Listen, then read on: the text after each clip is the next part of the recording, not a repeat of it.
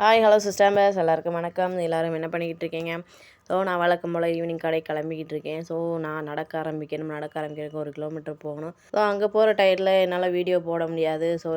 உங்கள்கிட்ட பேச முடியாது அப்படின்றனால தான் சரி இங்கே வீட்டிலேயே உட்காந்து 5 நிமிஷத்துக்கு முன்னாடி போட்டுட்டு போகலாமே அப்படின்ட்டு குழந்தைங்க ஸ்கூல் விட்டு வர டைம் ஆயிடுச்சு. அவங்களே கூட்டிகிட்டு போய்க்கலாம் அப்படின்னு தான் வருது. அப்புறம் பார்த்தீங்கன்னா நேற்று லைவ் போட்டிருந்தேன். எனக்கு லைவ் வந்து எப்படி பண்ணேன்னு தெரியாது. நேற்று அதான் ஃபஸ்ட் டைம் பண்ணியிருந்தேன். ஆனால் கமெண்ட் ஒருத்தர் வந்து பண்ணியிருந்தார் ஒரு தம்பி வந்து. ஆனால் எனக்கு வந்து அது ரிப்ளை எப்படி பண்ணுறதுன்னு தெரியல. எதுவும் நினச்சிக்காதீங்கப்பா. எனக்கு அது எப்படின்னு தெரியல. அதனால தான் போடலை. திருப்பி ரிப்ளை பண்ண முடியாது. நாங்கள் வந்து நேற்று ஞாயிற்றுக்கிழமை சண்டே. ரொம்ப நாளாக அதாவது ரொம்ப நாளாக கடை அடைச்சிருந்தனால வியாபாரமே போகலைன்னு சொல்லிக்கிட்டு இருந்தேன். நேற்று தான் கொஞ்சம் ரிப்பேர் வந்துருந்துச்சு. அதுவும் இல்லாமல் கொஞ்சம் சேல்ஸ் போச்சு. நேற்று மட்டுமே கடையில் 1000 கிட்ட போயிருந்துச்சு. ரொம்ப நாளாக கடை திறக்கறதுனால அதுவே பெரிய அமௌண்ட்டு தான் எங்களுக்கு. இதுலேயுமே இதை சேர்த்து வச்சு தான் எப்படினாலும் வாடகை அடைக்கணும்.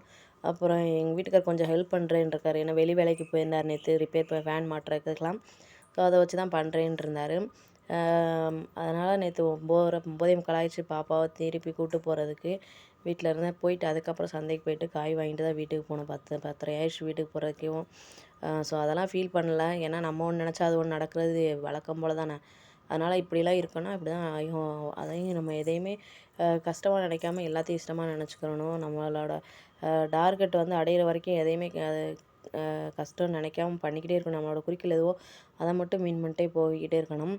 அப்புறம் பார்த்திங்கன்னா எத்தனை ஒரு கஷ்டம் வந்தாலும் நம்மளோட அந்த கஷ்டத்துலேயும் கண்ட்ரோலாக கோபம் இல்லாமல் இருக்கிறாங்க பார்த்தீங்களா? அதுதான் பெரிய விஷயம். இது எங்கள் வீட்டுக்காரர் தான் சொல்கிறேன். ஏன்னா அவங்க தான் 1,00,000 போட்டு இன்வெஸ்ட் பண்ணி விட்டாங்க. இன்னும் அமைதியாக தான் இருக்காங்க. ஒன்றும் சொல்லலை. அது வரைக்கும் சந்தோஷம். ஆனால் வீடியோவில் பார்த்தீங்கன்னா ஆகஸ்ட்டு 15 சந்தோஷமான நியூஸு அப்படின்னாங்க. என்னன்னு எனக்கு தெரியல. ஆனால் இருந்தாலும் எம்டி சார் சீக்கிரம் வெளியே வந்துட்டாருன்னா ரொம்ப சந்தோஷம். அதுவாக இருந்தால் இன்னும் மகிழ்ச்சி தான்.